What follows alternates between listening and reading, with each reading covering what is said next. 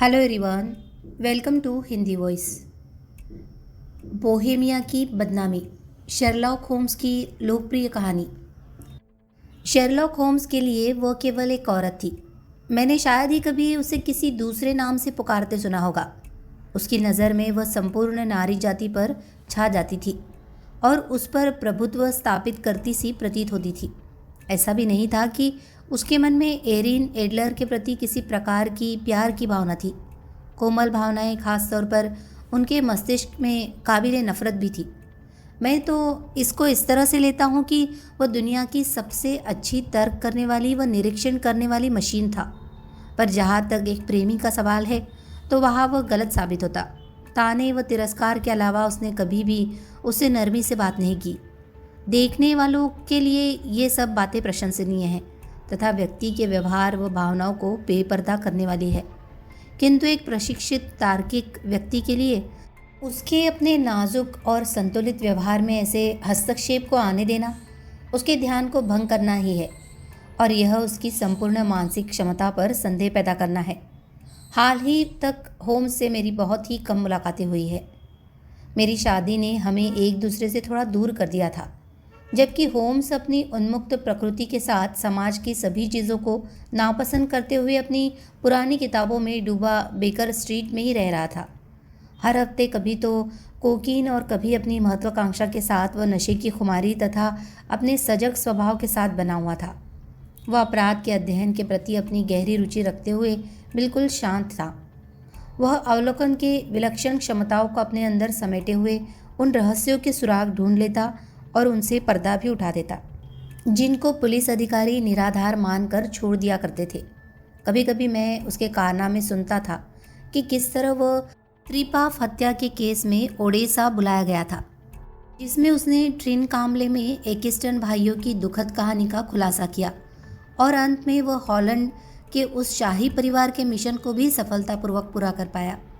इधर अपने पुराने सहयोगी और साथी के बारे में मुझे सिवाय उसकी उन खबरों के जो कि अखबार में छप जाती थी कुछ भी नहीं पता था। ये 20 मार्च 1888 की रात थी और मैं एक मरीज़ को देखकर वापस लौट रहा था। मैंने अब फिर से मेडिकल प्रैक्टिस शुरू कर दी थी। तभी मैं बेकर स्ट्रीट से होकर निकला। जैसे ही मैं अपने उस पुराने चिर परिचित दरवाजे के सामने से होकर गुजरा, मेरे मन में होम्स को फिर से देखने और ये जानने की इच्छा हुई कि वह अपनी असाधारण ऊर्जा का किस तरह से इस्तेमाल कर रहा है। उसके कमरे में पर्याप्त रोशनी थी और मैंने देखा कि उसकी लंबी व असाधारण काया मेरे सामने से 2 बार गुजरी। वह अपने कमरे में तेजी से टहल रहा था। उसका सिर अपनी छाती पर झुका हुआ था और उसने अपने हाथ पीछे से बांध रखे थे। मैं चूंकि उसकी हर आदत और मिजाज को समझता था, इसीलिए उसके इस व्यवहार से मुझे एक नई कहानी का पता चल रहा था। वह फिर से अपने काम में लग गया था। वह अपने नशे के सपनों से बाहर आ चुका था और किसी नई समस्या की खुशबू में डूबा हुआ था। मैंने घंटी बजाई तो उसने उस कमरे की ओर इशारा किया जो कि कभी मेरा हुआ करता था। उसके व्यवहार में बहुत अधिक उत्सुकता नहीं थी। ऐसा कभी कभी ही होता था, पर मुझे लगा कि मुझे देखकर वह खुश है। बिना एक शब्द भी बोले अपनी दयालुता भरी आंखों के इशारे से उसने मुझे कुर्सी पर बिठाया और अपना सिगार वाला डिब्बा मेरी तरफ फेंकते हुए कोने में पड़े लाइटर की ओर इशारा किया। फिर अंगीठी के सामने खड़े होकर उसने अपने खास आत्मविश्लेषण वाले तरीके से मुझे देखा। शादी से तुम खुश हो वॉटसन? जब से मैंने तुम्हें देखा है तुम 7.5 पाउंड बढ़ गए हो। 7, मैंने जवाब दिया। वाकई मुझे थोड़ा और अधिक सोचना चाहिए था, बस थोड़ा सा ही, और आगे से मैं इसका ख्याल रखूँगा। तुमने मुझे ये नहीं बताया कि तुम काम करने के लिए अपना मन बना चुके हो। तब तुम्हें कैसे पता चला? मैंने ये सब देखा और जान गया। मैं ये कैसे जान सकता हूँ कि तुम हाल ही तक भागते रहे हो और तुम्हारे पास एक फूहड़ और लापरवाह नौकरानी है? मैंने ये कहा। मेरे प्यारे होम्स, बहुत हो चुका। क्या तुम कई सदियाँ जी चुके हो? ये सच है कि मैं गुरुवार को दूर देहात में गया था और बड़ी गंदी हालत में घर पहुंचा, पर मैंने अपने कपड़े बदल लिए हैं। मैं यह सोच नहीं पा रहा हूँ कि तुमने इसका अंदाज़ कैसे लगाया। जहाँ तक मेरी नौकरानी मैरीजेन का सवाल है, वो बहुत ही फूड है। मेरी पत्नी भी उसे कई बार टोक चुकी है, पर तुम्हें यह सब कैसे पता चला? वो थोड़ा सा मुस्कुराया और उसने अपने हाथों को आपस में रगड़ा। फिर बोला, इसमें कुछ खास नहीं है। मेरी आंखों ने मुझे दिखाया कि तुम्हारे बाएं जूते के भीतर की ओर, ठीक वहीं जहाँ पर अंगीठी की रोशनी चमक रही है, चमड़े पर 6 बराबर खरोंचों के निशान लगे हैं। किसी ने लापरवाही से उन पर जमी मिट्टी की परत को हटाने के लिए खुरचा है, जिसकी वजह से ऐसा हुआ।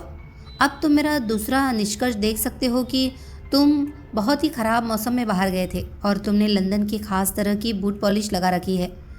तुम्हारी प्रैक्टिस के मद्देनज़र जब एक भला आदमी मेरे कमरे में आइडोफार्म की महक के साथ घुसता है और उसके हैट के दाहिनी तरफ के उभरे हिस्से से पता चलता है कि उसने इसमें अपना आला छिपा रखा है, तब अगर मैं उसे मेडिकल पेशे का सक्रिय सदस्य न पुकारूं तो फिर मैं वाकई बेवकूफ़ हूँ।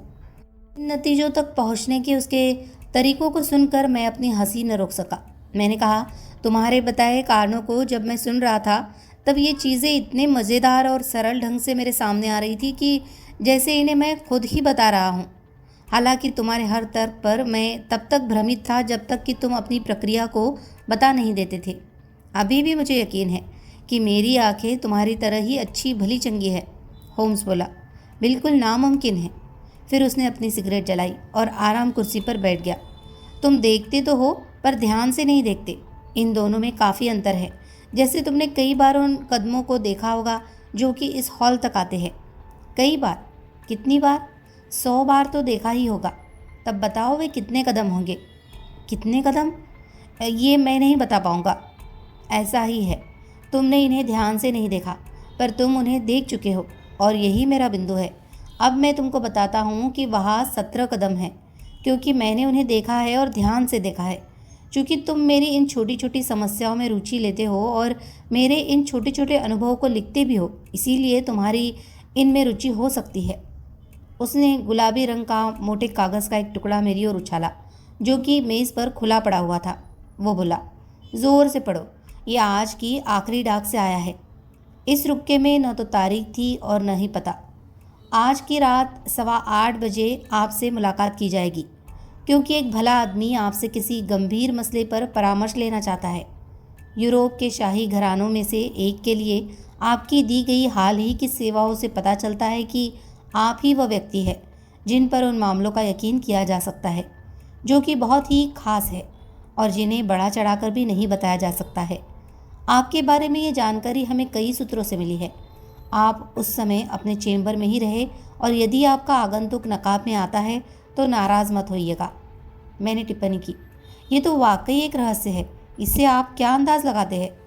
मेरे पास कोई आंकड़ा नहीं है। बिना आंकड़े के किसी धारणा पर पहुंचना एक बड़ी गलती होगी। तथ्यों के अनुरूप धारणाएं बनाने के बजाय व्यक्ति बेवकूफ़ी से धारणाओं के अनुसार तथ्यों को तोड़ता मरोड़ता है।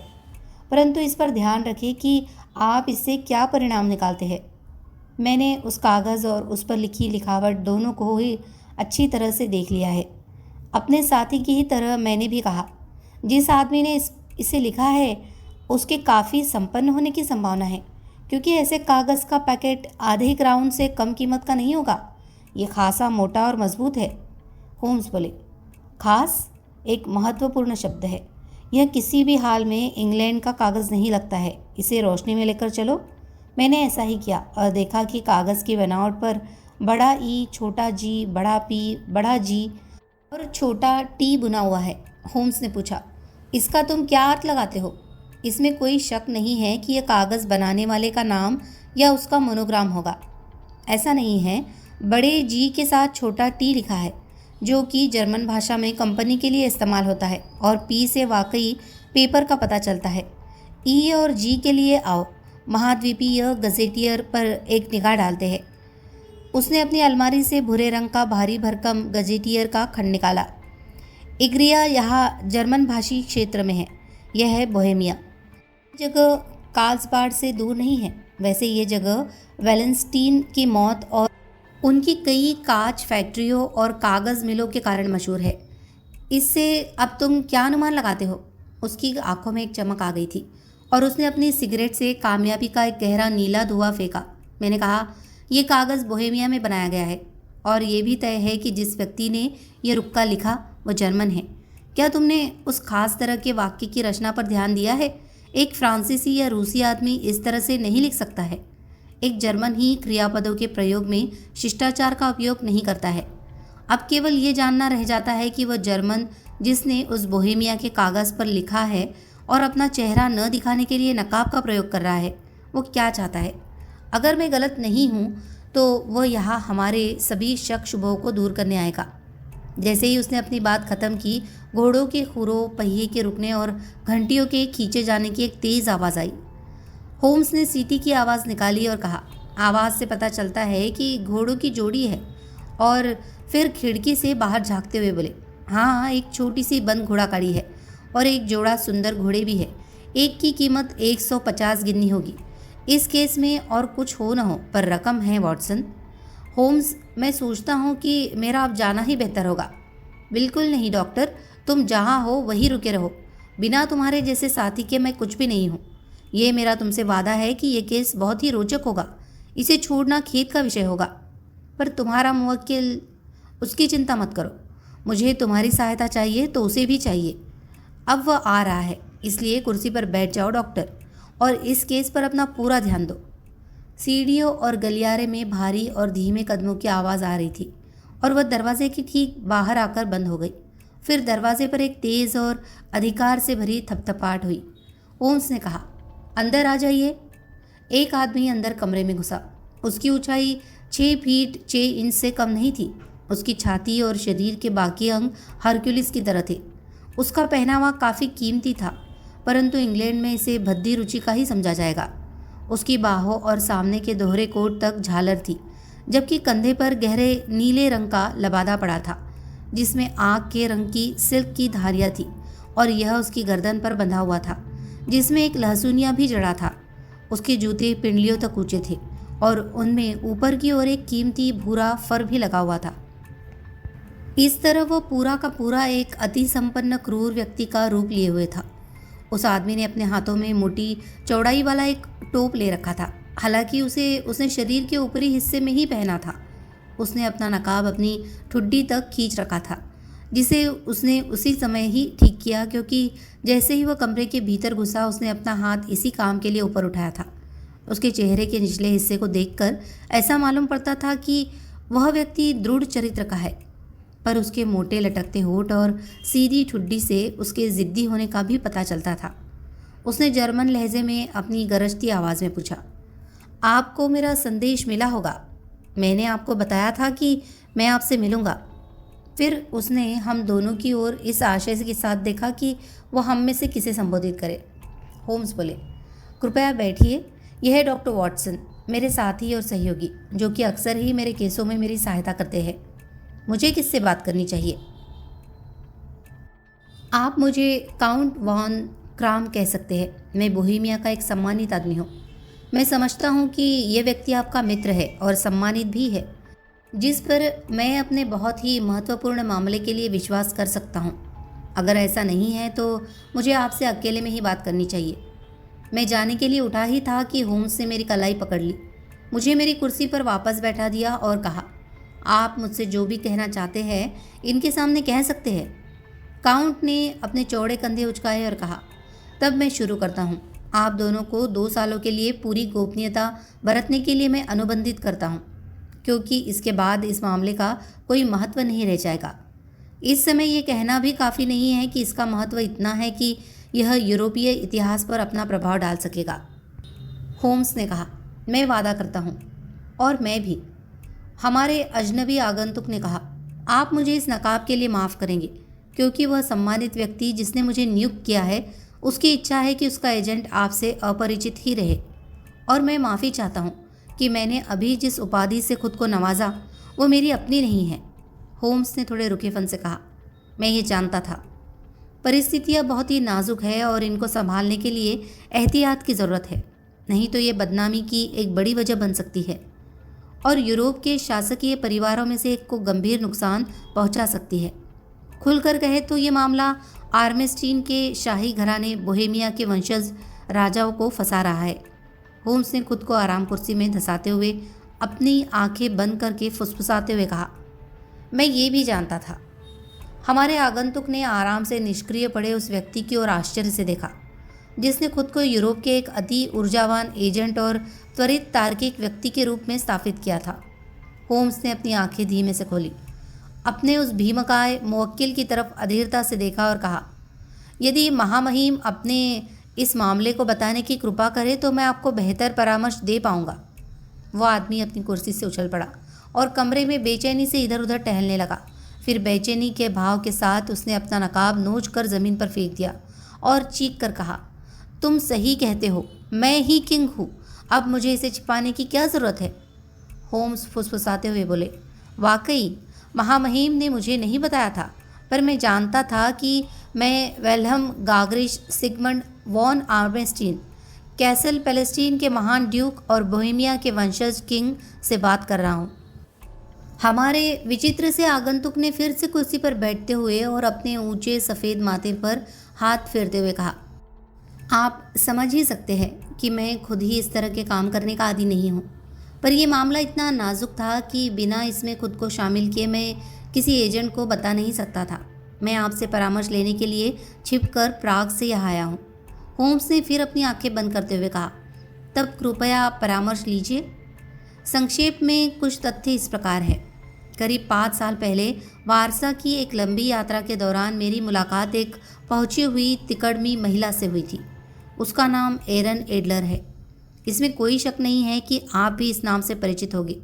होम्स ने अपनी आंखें मूंदे ही फुसफुसाते हुए कहा, डॉक्टर प्लीज़ ज़रा इस नाम को मेरी सूची में देखिए। इधर कई सालों से होम्स ने लोगों के नामों और उनसे संबंधित चीज़ों की जानकारियों को एक जगह सूची बनाकर रखने का तरीका अपना लिया था, क्योंकि इसके बिना उन्हें नाम और विषय जानने में मुश्किल होती थी।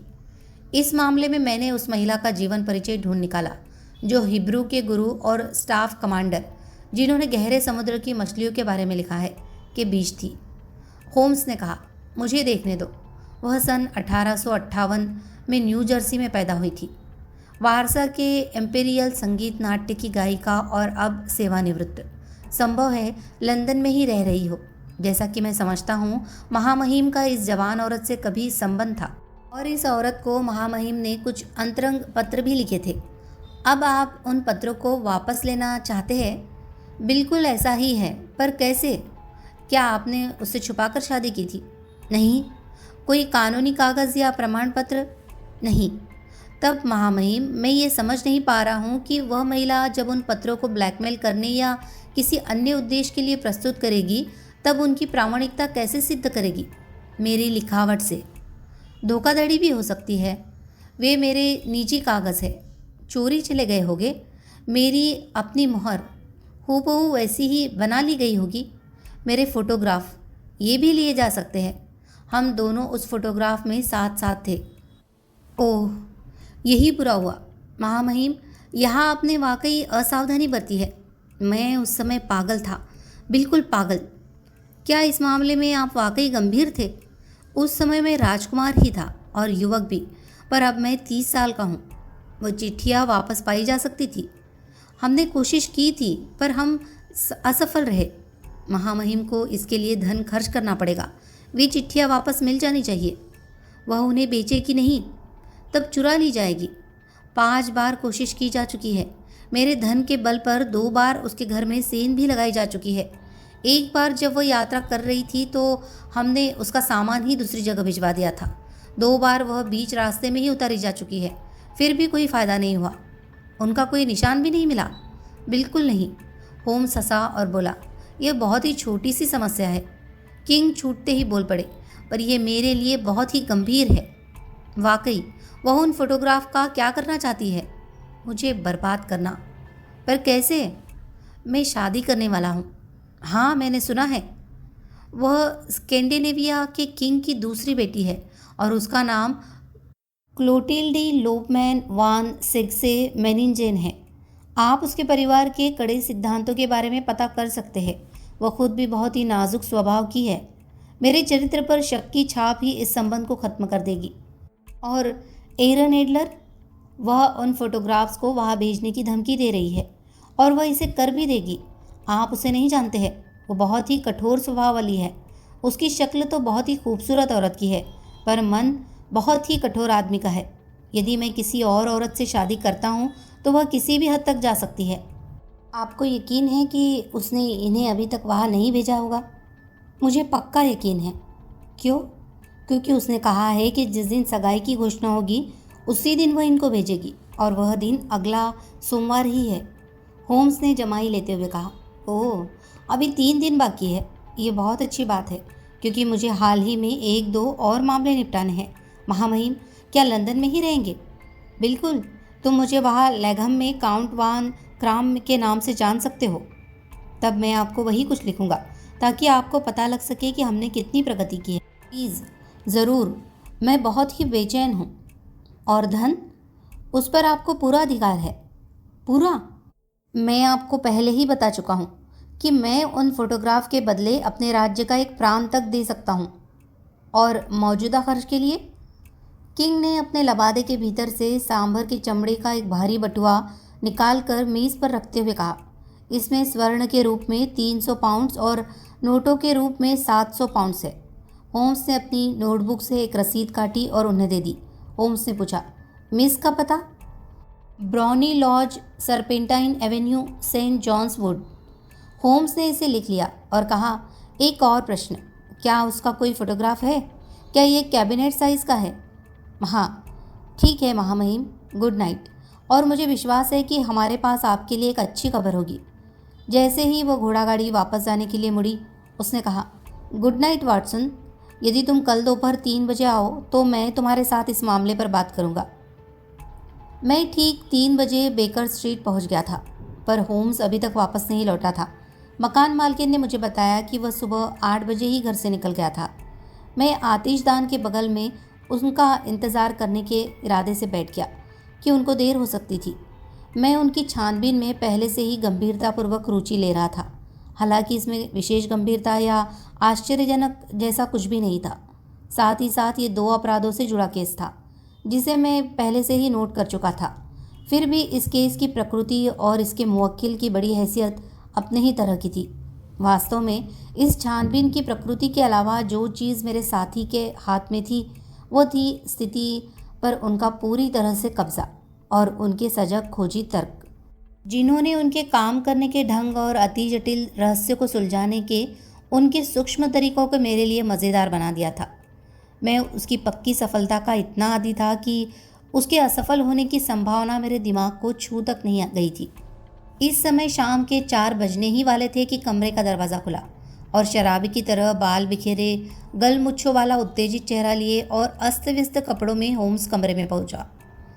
अपने साथी के आश्चर्यजनक रूप बदलने के प्रयोग का अभ्यस्त होने पर भी मुझे अपने यकीन के लिए उसे 3 बार देखना पड़ा कि ये वही है। सहमति से सिर हिलाते हुए वो अपने बेडरूम में घुस गया और 5 ही मिनट बाद ट्वीड का सूट पहने हुए वह अपने पहले वाले रूप में बाहर निकल आया। अपने हाथों को जेब में डाले हुए उसने अंगीठी के सामने अपने पैर फैला दिए और फिर कुछ मिनटों तक खुलकर हंसता रहा। वह लगभग चीखते हुए बोले, वाकई? हंसते हुए उसका गला रुंध सा गया और फिर वह असहाय होकर कुर्सी पर पीछे होकर बैठ गया। क्या बात है? ये वाकया बहुत ही मज़ेदार था। मुझे यकीन है कि तुम अंदाज भी नहीं लगा पाओगे कि मेरी सुबह आज कैसी रही और इसे ख़त्म करने के लिए मैंने क्या किया। मैं सोच भी नहीं पा रहा हूँ। मेरे ख्याल से तुम मिस एडलर की आदतों और उसके घर को देखने गए होगे। बिल्कुल ठीक, पर परिणाम कुछ अजीब सा था। फिर भी मैं तुम्हें बताऊंगा। आज सुबह 8 बजने की कुछ देर बाद ही मैं एक बेकार घुमक्कड़ आदमी का रूप बनाकर घर से निकल गया। वहाँ उन घोड़े वालों के बीच मेरे लिए उनकी एक सद्भावना और आपसी समानता भी थी। उनमें से एक बन जाओ, तभी तुम्हें जो जानना है वह तुम जान पाओगे। मैंने जल्दी ही ब्राउनी लॉज ढूंढ निकाला। ये लॉज बीजोविला में है और इसके ठीक पीछे एक बगीचा है, पर यह सामने सड़क पर 2 मंजिला बना हुआ है। दरवाज़ों में ताले लगे हैं। दाहिनी तरफ बैठने के लिए एक बड़ा कमरा है, जिसमें ज़मीन तक की लंबी खिड़कियां बनी हैं और उन्हें खोलने का इंतज़ाम इस तरह से है कि कोई बच्चा भी इसे खोल सके। वहाँ के कमरे बिल्कुल सजे सजाए हैं। इसके पीछे ऐसा कुछ भी नहीं था सिवाय इसके कि गलियारे की खिड़की कोच हाउस के ऊपर तक पहुँची। मैं यहाँ चारों तरफ घुमा और इसकी हर तरह जांच की, पर मुझे ऐसा कुछ भी नहीं मिला। मैं तब नीचे सड़क पर आ गया और जैसा कि मुझे अंदाज था, वहाँ गली में एक छोटा सा अस्तबल मिल गया, जिसकी एक दीवार बगीचे से लगी हुई थी। मैंने साइज से हाथ मिलाया और उसके घोड़ों को सहलाया, फिर 2 पेंस व आधे गिलास शैक तंबाकू। मिस एरेन के बारे में जो मैं चाहता था वे जानकारियाँ मुझे मिल गई। उसके पड़ोस में रहने वाले आधे दर्जन लोगों में मेरी बिल्कुल ही दिलचस्पी नहीं थी, बल्कि यहाँ से मिला उसका जीवन परिचय सुनने के लिए मैं मजबूर हो गया था। मैंने पूछा, एडलर का क्या हुआ? वह औरत वहाँ के सभी आदमियों का घमंड तोड़ चुकी है। वो बला की खूबसूरत है, ऐसा ही उस साइस ने मुझे बताया था। वो औरत अकेली ही रहती है और समारोहों में गाना गाती है। वो हर रोज़ 5 बजे शाम को बाहर जाती है और ठीक 7 बजे खाना खाने के लिए वापस आ जाती है। सिवाय गाना गाने के वह शायद ही कभी किसी और समय कहीं जाती है। वहाँ सिर्फ एक ही आदमी आता है, पर उनके आपस में संबंध अच्छे हैं। वह सांवले से रंग का खूबसूरत नौजवान है। वह दिन में 1 बार से कम नहीं आता है और कभी कभी तो 2 बार आता है। वह इनर टेम्पल का रहने वाला है और उसका नाम गॉडफ्रे नॉर्टन है। देखा तुमने कोचवान को विश्वास में लेने का फ़ायदा? वे उसे सरपेंटाइन के अस्तबल से लेकर दर्जनों बार घर आए और उसके बारे में सभी कुछ जान लिया। इन्हें जो भी कहना था, जब मैं सुन चुका तब मैं ब्राउनी लॉज की तरफ एक बार और घूमने निकल गया और अपनी योजना पर सोचने लगा। इस मामले में गॉडफ्रे नॉर्टन का विशेष महत्व है। वह एक वकील है। इस बात से अशुभ संकेत मिलता है। उन दोनों के बीच कैसा रिश्ता था और वहाँ उसके बार बार आने का क्या मकसद था? क्या वह उसकी मुवक्किल थी या मित्र या फिर मालकिन थी? यदि वह उसकी मुवक्किल है तब मुमकिन है कि उसने वे फोटोग्राफ उसे रखने के लिए दे दिए होंगे। यदि वह मित्र या मालकिन है तब इसकी संभावना कम ही है। अब प्रश्न ये उठता था कि मैं अपनी शुरुआत ब्राउनी लॉज से करूं या अपना ध्यान टेम्पल में उस आदमी के चेम्बर पर लगाऊं। यह एक बड़ा ही नाजुक विषय था और इसने मेरी छानबीन के क्षेत्र को भी बढ़ा दिया था। मुझे लग रहा है कि मैं तुम्हें इन विवरणों को सुनाकर उबा रहा हूँ, पर मैं तुम्हें अपनी परेशानियाँ बता रहा हूँ ताकि तुम इस परिस्थिति को समझ सको। मैं तुम्हारी बातों पर पूरा ध्यान दे रहा हूँ। मैं अभी इस मामले को अपने दिमाग में तय ही कर रहा था कि तभी एक घोड़ा गाड़ी ब्राउनी लॉज पर आकर रुकी और उसमें से एक आदमी बाहर कूदा।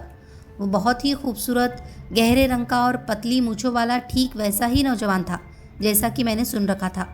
वो बहुत ही जल्दी में दिखता था। उसने तेज़ आवाज़ में कोचवान को ठहरने के लिए कहा और जैसे ही उस महिला ने दरवाज़ा खोला वह उसे किनारे हटाकर शीघ्रता पर सहजता से कमरे में घुस गया। वह कमरे में करीब आधे घंटे तक रहा और मैं बैठक की खिड़कियों से केवल उसकी झलक भर ही देख सका। वह आगे पीछे चहलकदमी कर रहा था और अपने हाथों को हिलाता हुआ उत्तेजना में बातें कर रहा था। उस औरत को मैं नहीं देख पा रहा था। तभी अचानक वह कमरे से बाहर निकला और उसमें पहले की अपेक्षा अधिक हड़बड़ी दिख रही थी। जैसे ही वह घोड़ागाड़ी की तरफ बढ़ा उसने अपनी जेब से सोने की घड़ी निकाली और इसे बहुत ध्यान से देखा तथा चिल्लाकर बोला, गाड़ी तेज़ी से हाँको और पहले Regent Street Gross and Hankey ले चलो और फिर एड्सवेयर रोड पर सेंट मोनिका चर्च की तरफ चलो। अगर तुम 20 मिनट में पहुंचा दोगे तो मैं तुम्हें आधी गिनती दूंगा। वह दूर चला गया और मैं भौचक्का खड़ा था कि मुझे उसका पीछा करना चाहिए कि नहीं। तभी एक छोटी घोड़ागाड़ी वाला गली में आया। घोड़ागाड़ी के कोचवान के कोट के बटन अभी आधे ही लगे थे। उसकी टाई उसके कानों के नीचे थी और घोड़े की साथ सामान के बिल्ले बक्सुए से लटक रहे थे। यह अभी रुका भी नहीं था कि वह औरत हॉल के दरवाजे से ही उसे रोकने के लिए चिल्लाई। मैंने उसकी केवल एक ही झलक देखी थी। वह एक खूबसूरत महिला थी। उसका चेहरा ऐसा था कि कोई भी आदमी उस पर मर मिट सकता था। वह चीखती हुई बोली, सेंट मोनिका चर्च जॉन, और अगर तुम मुझे वहाँ 20 मिनटों में पहुँचा दोगे तो मैं तुम्हें आधी अशर्फी दूंगी। इस मौके को छोड़ना अच्छा नहीं था वॉटसन। मैं अभी यह तय नहीं कर पा रहा था कि उसकी घोड़ागाड़ी के पीछे ही मैं खड़ा हो जाऊं या इसके पीछे दौड़ पड़ूं। तभी एक दूसरी घोड़ागाड़ी आ गई। कोचवान ने ऐसे अस्त व्यस्त व्यक्ति को ऊपर से नीचे तक 2 बार देखा और इसके पहले कि वह मना करता मैं कूद कर गाड़ी में बैठ गया और फिर कहा, सेंट मोनिका चर्च चलो। अगर तुम 20 मिनट में पहुंचा दोगे तो मैं तुम्हें आधी अशर्फी दूंगा। इस समय 12 बजने में 20 मिनट बाकी थे और जो कुछ हुआ वह सामने ही था। मेरी घोड़ागाड़ी तेज़ दौड़ी। मुझे नहीं लगता है कि मैं पहले कभी इतना तेज़ चला था, पर वे अभी मुझसे आगे थे। जब मैं वहां पहुंचा तो वे दोनों घोड़ागाड़ी चर्च के गेट के सामने खड़ी थी और घोड़े के मुंह से भाप निकल रही थी। मैंने कोचवान को भाड़ा दिया और तेज़ी से चर्च के भीतर भागा। वहाँ वे दोनों जिनका मैंने पीछा किया था और एक पादरी के अलावा कोई नहीं था, और ऐसा मालूम पड़ता था कि पादरी उनसे कुछ बहस कर रहा था। वे तीनों चर्च की मेज़ के सामने खड़े थे और मैं चर्च में लगी सीटों के किनारे की जगह में चुपचाप खड़ा था। अचानक उन तीनों ने मेरी तरफ देखा और मुझे आश्चर्य तब हुआ जब गॉडफ्रे नॉर्टन मेरी तरफ दौड़ कर आया और ज़ोर से बोला, थैंक गॉड, आपने ये अच्छा कर दिया। आओ आओ। मैंने पूछा, क्या बात है? आइए आइए, केवल 3 मिनट ही लगेंगे, नहीं तो ये शादी वैध नहीं कही जाएगी। मुझे जज की मेज़ के पास तक करीब करीब खींच लिया और जब तक मैं कुछ समझता मेरे कानों में फुसफुसाहट शुरू हो गई और मेरी गवाही उन चीज़ों के लिए हुई जिन्हें मैं जानता तक नहीं था, जिनमें मिस एरन एडलर और अविवाहित गॉडफ्रे नॉर्टन की वैवाहिक सुरक्षा में सहयोग भी शामिल था। ये सब कुछ अचानक ही हुआ और एक तरफ से वह आदमी मुझे धन्यवाद दे रहा था और दूसरी तरफ वह औरत, जबकि पादरी बीच में खड़ा होकर मुस्कुरा रहा था। अपने जीवन में इस तरह की हास्यास्पद स्थिति का मैंने कभी सामना नहीं किया था। ये सोचकर अभी भी मुझे हंसी आ जाती है। ऐसा लगता है कि उनकी शादी की अनुमति मिलने में औपचारिकता की कमी रह गई होगी, क्योंकि पादरी ने बिना गवाह के शादी कराने से मना कर दिया था और मेरी सौभाग्यशाली उपस्थिति ने दूल्हे को सड़क पर बेस्ट मैन ढूंढने की परेशानी से बचा लिया था। उस दुल्हन ने मुझे एक अशर्फी दी जिसे मैं इस अवसर की स्मृति में अपनी घड़ी की चेन में पहनने वाला हूँ। मैंने कहा, यह सब कुछ बहुत ही अप्रत्याशित मामला है। फिर क्या हुआ? मैंने देखा कि मेरी योजनाएं गंभीर रूप से जोखिम में पड़ गई थी। ऐसा लगा कि वह जोड़ा तुरंत ही वापस जा सकता था और इसलिए मुझे भी इसी के अनुसार कदम उठाना था। चर्च के गेट पर जब वे अलग हुए और वह आदमी टेम्पल की तरफ गया तथा वह औरत अपने घर की तरफ, तब वह औरत उस आदमी से बोली, मैं हमेशा की तरह 5 बजे पार्क में आऊँगी। मैं और कुछ न सुन सका और फिर वे दोनों अलग अलग दिशाओं में चले गए। अब मैं अपना इंतज़ाम करने के लिए चला। कैसा इंतज़ाम? होम्स ने घंटी बजाते हुए जवाब दिया, कुछ ठंडा मीट और एक गिलास बियर हो जाए। मैं इतना व्यस्त था कि मैं खाने के बारे में सोच भी न सका और मेरी आज की शाम के भी व्यस्त रहने की संभावना है। डॉक्टर, मुझे तुम्हारे साथ की ज़रूरत होगी। मुझे इसमें खुशी होगी। तुम्हें कानून तोड़ना बुरा तो नहीं लगेगा? बिल्कुल नहीं। गिरफ्तार होने की संभावना से भी नहीं? अच्छे कारण के लिए बिल्कुल नहीं। हाँ, कारण तो बहुत ही अच्छा है। तो मैं तुम्हारा ही आदमी हूँ। मुझे यकीन था कि मैं तुम पर भरोसा कर सकता हूँ, मगर तुम चाहते क्या हो? जब मिसेस टर्नर ट्रे लेकर आएगी तब मैं तुम्हें बताऊंगा। जैसे ही मकान मालकिन कुछ खाने को लेकर आई, वह उसकी तरफ भूख से मुड़ते हुए बोले, मैं खाते हुए ही बात करूंगा क्योंकि मेरे पास वक्त नहीं है। इस समय करीब 5 बज रहे हैं। अगले 2 घंटे में ही हमें काम शुरू कर देना है। जैसे ही मिस एडलर या मैडम एडलर 7 बजे वापस लौटती है, हमें उनसे ब्राउनी लॉज पर मुलाकात करनी है। और तब ये तुम मेरे ऊपर छोड़ दो। जो होने वाला है उसका इंतज़ाम मैं पहले से ही कर चुका हूँ। सिर्फ एक ही चीज़ है जिस पर हमें जोर देना है, चाहे जो भी हो। तुम बीच में मत पड़ना, समझ गए ना? क्या मुझे तटस्थ बने रहना है? चाहे जो भी हो, कुछ मत करना। वहाँ कुछ छोटी मोटी अच्छी न लगने वाली चीज़ें भी हो सकती है, इनमें शामिल मत होना। मेरे उसके घर में घुसते ही यह खत्म हो जाएगी। इसके 4 या 5 मिनटों के बाद बैठक कक्ष की खिड़की खुलेगी और तुम्हें उस खुली खिड़की के पास ही मौजूद रहना है, ठीक है? और जब मैं अपना हाथ ऊपर करूं तब तुम उस चीज़ को कमरे में फेंक दोगे जो मैं तुम्हें फेंकने के लिए दूंगा, और उसी समय तुम आग आग भी चिल्लाना। ठीक से समझ गए ना? बिल्कुल। होम्स ने अपनी जेब से सिगार की तरह एक लंबी सी चीज़ निकालते हुए कहा, यह कोई बहुत खतरनाक चीज़ नहीं है। यह एक साधारण सा धुएं वाला रॉकेट है और इसके ऊपर अपने आप ही जल जाने वाला ढक्कन लगा हुआ है। तुम्हारा काम इसे छिपाकर अपने पास रखना है। जब तुम आग लगने की आवाज़ लगाओगे तब इसमें कई लोग शामिल हो जाएंगे। तब तुम गली के मोड़ पर पहुंच जाना, जहां मैं तुमसे 10 मिनट के बाद मिल लूँगा। मुझे लगता है मैंने सब कुछ स्पष्ट कर दिया है। मुझे खिड़की के पास तटस्थ भाव से खड़े रहकर आपके ऊपर निगाह रखनी है और आपका इशारा मिलते ही इस चीज़ को खिड़की के भीतर फेंकना है और फिर आग आग चिल्लाकर गली के मोड़ पर आपका इंतज़ार करना है।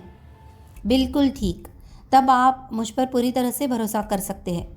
ठीक है, मैं सोचता हूँ कि अब समय आ गया है कि मुझे नई भूमिका की तैयारी कर लेनी चाहिए। होम्स अपने बेडरूम में गायब हो गए और जब कुछ मिनटों के बाद बाहर निकले तो वह एक सौम्य सरल पादरी के रूप में थे। उनका चौड़ा काला टोप, ढीली पतलून, सफ़ेद शर्ट और करुणामयी मुस्कुराहट के साथ उनकी परोपकारी जिज्ञासा ठीक फादर जॉन हारे की तरह ही लग रही थी। होम्स ने सिर्फ अपना पहनावा ही नहीं, बल्कि उनकी भंगिमा, उनका व्यवहार और उसकी आत्मा भी परिवर्तित सी मालूम पड़ती थी। जब से वे अपराध विशेषज्ञ बने तब से मंच ने अपना एक बेहतरीन अभिनेता खो दिया और यहाँ तक कि विज्ञान ने तो अपना एक तर्कशास्त्री भी खो दिया। जब हम बेकर स्ट्रीट के लिए चले तब शाम के 6:15 बज रहे थे और अभी 1 घंटा पूरा होने में 10 मिनट बाकी ही थे कि हम सरपेंटाइन एवेन्यू पहुंच गए। इस समय धुंधलका हो चुका था और जब हम ब्राउनी लॉज के सामने आगे पीछे टहल रहे थे तब लैंपों की रोशनी जलनी शुरू हो गई थी।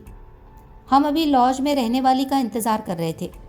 ये घर बिल्कुल वैसा ही था जैसा कि मैंने शेरलॉक होम्स के सारगर्भित विवरण से इसकी रूपरेखा खींची थी, परंतु ये इलाका मेरे अनुमान की तुलना में व्यक्तिगत कम लगता था।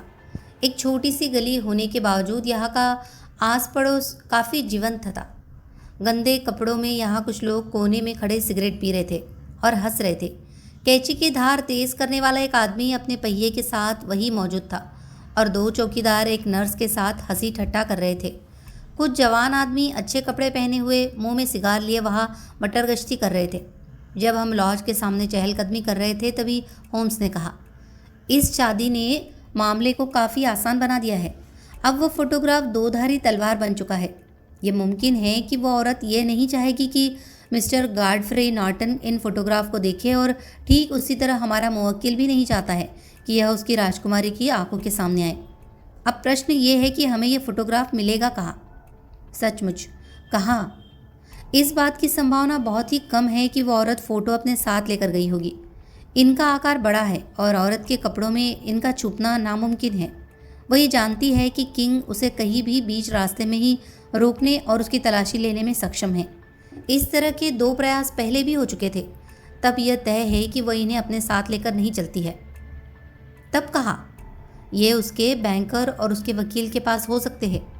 इसमें भी दोहरी संभावना है, मगर मैं इन दोनों के खिलाफ सोच रहा हूँ। औरतें स्वभाव से ही गोपनीय होती है और वे अपनी स्वयं की ही गोपनीयता को ही पसंद करती है। वह इन्हें किसी और को क्यों देगी? वह अपने आप पर ही भरोसा करेगी। एक व्यापारी पर इसका कब क्या अप्रत्यक्ष या राजनीतिक प्रभाव डाला जा सकता है, अंततः वह इसे किसी को नहीं बताएगी।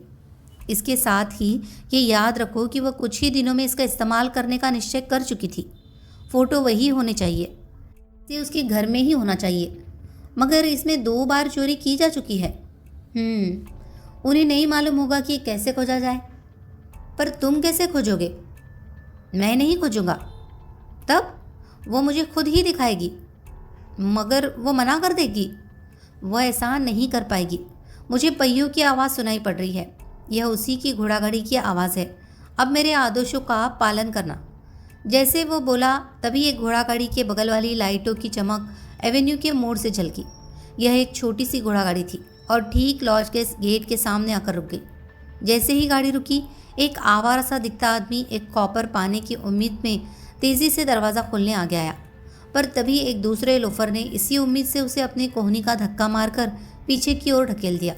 तभी वहाँ दोनों में झगड़ा शुरू हो गया, जिसमें दोनों चौकीदार भी शामिल हो गए। वे लॉज में रहने वाले आदमी का पक्ष ले रहे थे और कैंची की धार तेज करने वाला आदमी उतनी ही गर्म मिजाजी से दूसरे पक्ष की ओर था। अब उनमें धक्का मुक्की शुरू हो गई और वह औरत जो कि अभी घोड़ागाड़ी से उतरने ही वाली थी, उन झगड़ने वाले गुस्सैल लोगों के बीच फंस गई। वे लोग आपस में एक दूसरे को जंगलियों की तरह मुक्के और छड़ियों से मार रहे थे।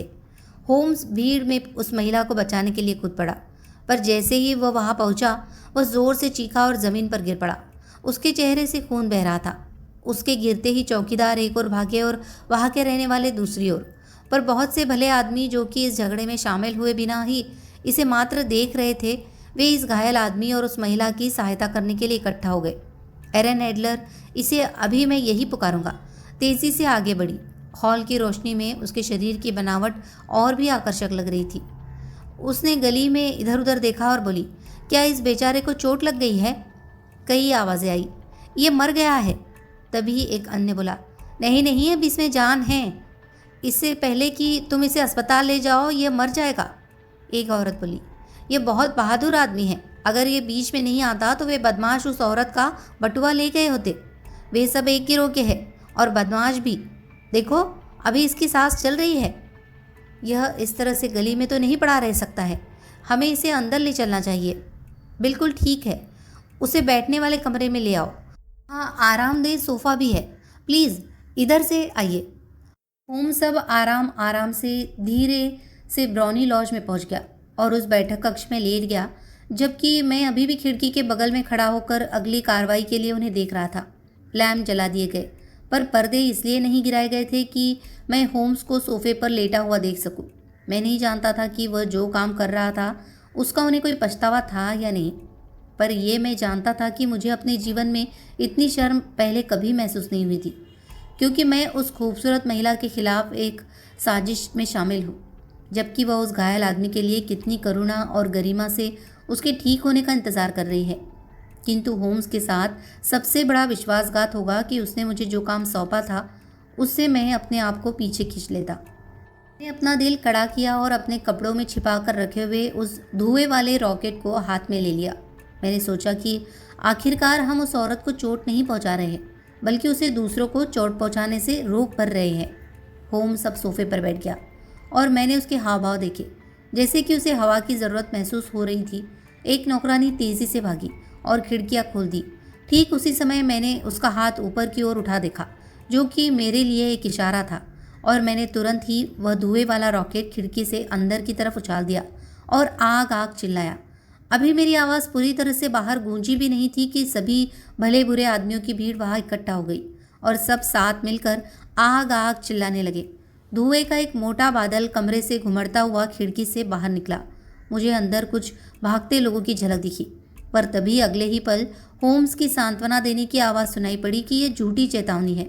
लोगों की भीड़ से सरकता हुआ मैं अब अपने अगले पड़ाव गली के मोड़ पर पहुंच गया, और 10 मिनट के बाद ही मेरे साथी का हाथ अपने हाथों में पाकर मैं खुश था और हम इस चिल्लापाव से दूर हो गए थे। हम कुछ मिनटों तक तेज़ी से चलते रहे, जब तक कि हम एक शांत गली में नहीं आ गए, जो कि हमें एड्जवेयर रोड की ओर ले जाती थी। होम्स बोला, डॉक्टर, तुमने बहुत ही अच्छा काम किया। इससे बेहतर और कुछ हो भी नहीं सकता था। क्या आपके पास फोटोग्राफ है? मैं जानता हूँ कि वो कहाँ है। आपने उनका पता कैसे लगाया? उसने मुझे दिखा दिया। मैंने तुम्हें कहा था ना कि वह मुझे दिखाएगी। मैं अभी भी अंधेरे में ही हूँ, होम्स ने हंसते हुए कहा। मैं इसे रहस्य नहीं बनाना चाहता हूँ। ये मामला बिल्कुल ही सीधा है। तुमने देखा होगा कि इस गली का हर आदमी इसमें शामिल था। वे सभी इस शाम यह सब करने के लिए पहले से ही तय थे। मैंने इसका अनुमान लगाया था। जब वह कतार जुटी तो मैंने अपने हाथ में गीला लाल पेंट लगा लिया था और मैं तेज़ी से उनके बीच दौड़ा और फिर ज़मीन पर गिर पड़ा। मैंने अपने चेहरे को हाथों से ढक लिया और इस तरह दया का पात्र बन गया। वैसे यह चाल काफ़ी पुरानी है, इसे तो मैं समझ ही गया था। तब वे मुझे अंदर कमरे में ले गए। वह मुझे कमरे ले जाने को मजबूर हो गई थी। इसके अलावा वह कर भी क्या सकती थी? उनका बैठक कक्ष ही वह कमरा है जिस पर मुझे शुबा था। यह कमरा उसके बेडरूम के पास ही है और इसे ही मैं देखना चाहता था। उन लोगों ने मुझे सोफे पर लिटा दिया। फिर मैंने हवा के लिए हाथ पैर चलाए और खिड़की खोलना उसकी मजबूरी बन गई। इस तरह तुमको मौका मिल गया। इससे तुम्हें क्या सहायता मिली? ये काम बहुत ही ज़रूरी था। जब एक औरत देखती है कि उसके घर में आग लग गई है, तब वह तुरंत ही उसी चीज़ की तरफ भागती है जिसकी कीमत उसकी निगाह में सबसे अधिक होती है। ये बिल्कुल ही आवेग पर काबू पाने जैसी चीज़ है और मैं कई बार इसका फ़ायदा उठा चुका हूँ। डार्लिंगटन के बदले वाले केस में यह मेरे इस्तेमाल की चीज़ थी। आर्न्सवर्थ कैसल के एक मामले में भी मैंने इसका इस्तेमाल किया था। एक शादीशुदा औरत अपने बच्चे के पास लपकती है और एक अविवाहित अपने गहने के पास पहुंचेगी।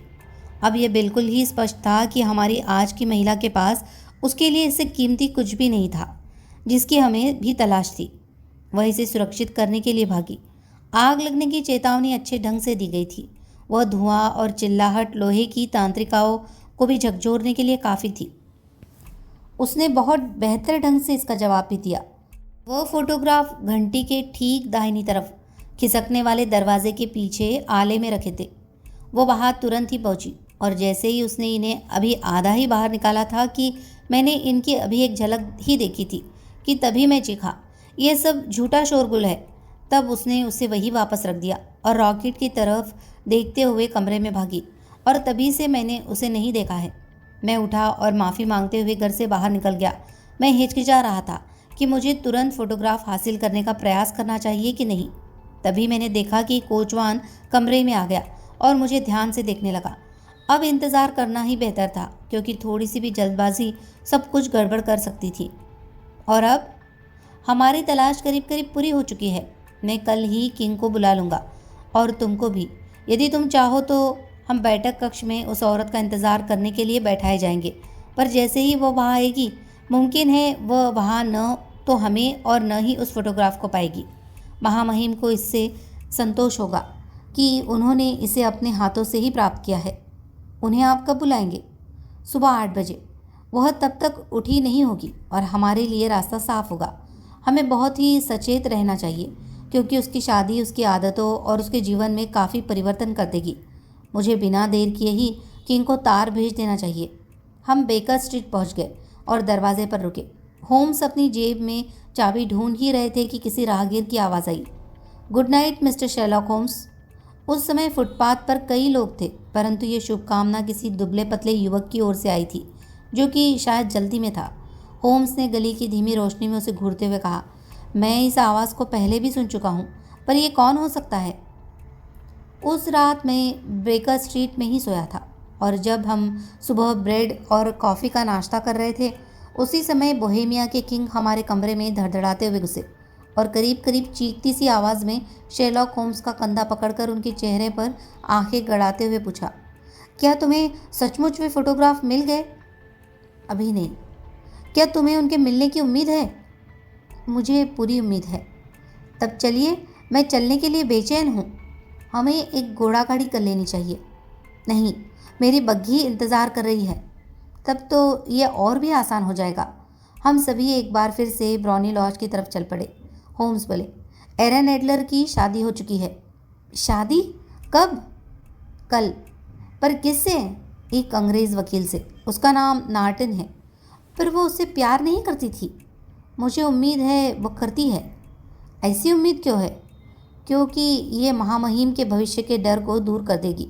यदि वह औरत अपने पति को प्यार करती है, तब वह महामहिम को नहीं चाहेगी, और जब वह महामहिम को नहीं चाहेगी, तब उसका महामहिम की योजना में दखल देने का कोई इरादा नहीं होगा। ये सच है, मगर फिर भी मेरी इच्छा थी कि वह मेरे ही पास रहती। वह कितनी अच्छी रानी होती। किंग अपनी चुप्पी में तब तक खोया रहा जब तक कि हमने सर्पेंटाइन एवेन्यू पहुंचकर का ध्यान भंग नहीं कर दिया। ब्राउनी लॉज का दरवाज़ा खुला हुआ था और एक उम्रदराज औरत सीढ़ियों पर खड़ी थी। जैसे ही हम बग्गी से नीचे उतरे, उसने हमें उपहास की दृष्टि से देखा और बोली, मेरे ख्याल से आप शेरलॉक होम्स हैं। मेरे साथी ने उस महिला की ओर एक आश्चर्य और प्रश्नवाचक दृष्टि डालते हुए जवाब दिया, मैं ही शेरलॉक होम्स हूँ। वाकई, मेरी मालकिन ने मुझे बताया था कि आपके आने की संभावना है। वे आज सुबह 5:15 बजे अपने पति के साथ ट्रेन से महाद्वीप के लिए चारिंग क्रॉस से जा चुकी है। होम्स लड़खड़ाते हुए पीछे हटे। खिज और आश्चर्य के साथ उन्होंने कहा, क्या? तुम्हारा मतलब है वो इंग्लैंड से जा चुकी है? हाँ, और कभी वापस नहीं लौटेगी। किंग ने कर्कश आवाज़ में पूछा, और वे कागज़? वे सब जा चुके हैं। होम्स ने नौकरानी को पीछे की ओर धकेलते हुए कहा, हम देखेंगे। मैं और किंग दोनों ही होम्स के पीछे कमरे में पहुंचे। कमरे में चारों ओर फर्नीचर फैले हुए थे। अलमारियां और दराजें खुली हुई थी। ऐसा मालूम पड़ता था कि उस औरत ने वहां से जाने की जल्दी में उन्हें छान मारा था। होम्स तेजी से घंटी की तरफ भागे और खिसकने वाला शटर तोड़ दिया तथा आले में अपना हाथ घुसेड़ दिया। हाथ जब बाहर निकला तो इसमें एक फोटोग्राफ और साथ में एक पत्र था। फोटोग्राफ एरन एडलर का ही था और इसमें उसने नाइट ड्रेस पहन रखी थी। इस पत्र के कोने पर शेरलॉक होम्स का नाम लिखा था। मेरे साथी ने उस पत्र को खोला और हम तीनों ने इसे साथ ही पढ़ा। इसमें पिछली रात की ही तारीख थी और इसका मजमून कुछ इस प्रकार था, मेरे प्यारे शेरलॉक होम्स, आपने अपना काम बहुत ही अच्छे ढंग से किया। आपने तो मुझे लपेट ही लिया था। आग लगने की चेतावनी तक मुझे बिल्कुल भी अंदाज़ा नहीं लगा, पर तभी मुझे एहसास हुआ कि मुझे धोखा दिया जा रहा है। मुझे महीनों पहले ही आपसे सावधान रहने की चेतावनी मिल चुकी थी। मुझे यह बताया जा चुका था कि अगर किंग किसी एजेंट की सेवाएं लेगा तब वह निश्चित ही आप ही होंगे। आपका पता भी मुझे दे दिया गया था। फिर भी इन सब के साथ ही मुझे पता चल गया था कि आप क्या चाहते थे। संदेह होने के बाद भी मैं एक बूढ़े दयालु पादरी का बुरा सोच पाने में असमर्थ थी। आप जानते ही हैं कि मुझे एक अभिनेत्री का प्रशिक्षण मिल चुका है और आदमियों के पहनावे मेरे लिए नए नहीं हैं। मैं अक्सर इनकी आज़ादी का फ़ायदा लेती रही हूँ।